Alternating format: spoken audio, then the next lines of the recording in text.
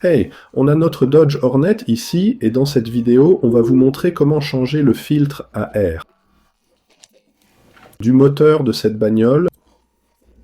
On commence par ouvrir le capot et voilà.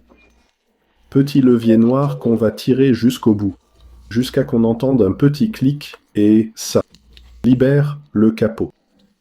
Et maintenant, en face du capot, juste en dessous, on trouve ce levier jaune. On le pousse à gauche et on peut ouvrir le capot. C'est super simple. Et là, en face, on a la boîte à filtre à air. Il y a écrit turbo dessus. Et là, on a 5 vis Phillips qui maintiennent le couvercle de la boîte à filtre à air. On peut vite les enlever. Moi, je le fais avec. Une perceuse sans fil, c'est galère à faire à la main. Les vis sont longues et serrées.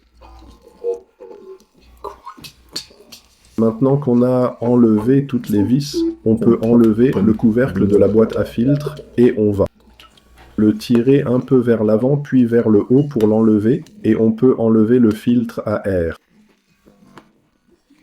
en tirant sur les joints extérieurs. Ensuite, on peut le retirer et vérifier qu'il n'y a pas de débris au fond de la boîte à filtre à air. Vérifier s'il y a quelque chose et le retirer. Puis on va insérer le nouveau filtre.